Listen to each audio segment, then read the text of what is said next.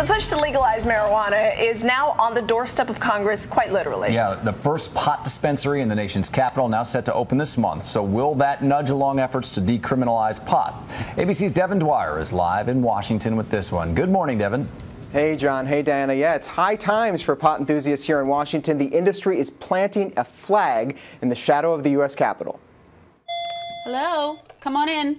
Under watchful eye, medical marijuana will soon for the first time go on sale here, a so-called wellness center just 8 blocks from the U.S. Capitol. This is what we call the product selection and payment room. These jars will be filled with multiple varieties of cannabis, and on those empty shelves, Vaporizers, water bubblers. What about brownies, cookies, drinks? Absolutely. The dispensary in D.C. is illegal under federal law, which still bans the cultivation and sale of marijuana. But enthusiasts say a safe and profitable business here could help change lawmakers' minds. A recent Pew poll finds a majority of Americans, 52%, now favor legalizing the drug. Medical marijuana is already allowed in 18 states plus D.C. In Colorado and Washington, pot is now available without a prescription for recreation. President Obama told Barbara Walters last year he's rethinking federal prosecution of some marijuana users. It does not make sense for us to focus on recreational drug users in a state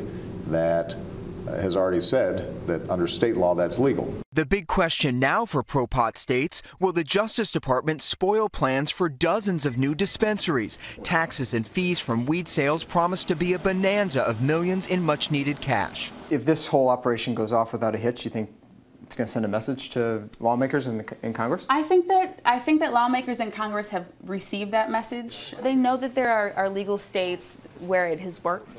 So far this year, 7 bills dealing with marijuana have been introduced in the House, including one that would end the federal ban. But all those face an uphill climb, which means for now, John and Diana, that new dispensary over on Capitol Hill is still at odds with federal law.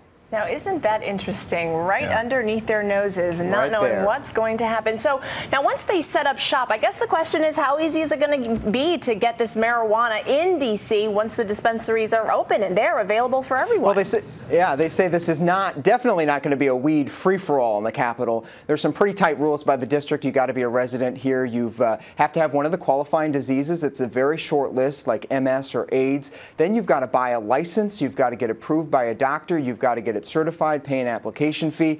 So I don't expect that we'll be seeing any marijuana sort of free-flowing through the halls of Capitol Hill anytime soon. Devin, any concern that the Justice Department might try to crack down on these dispensaries?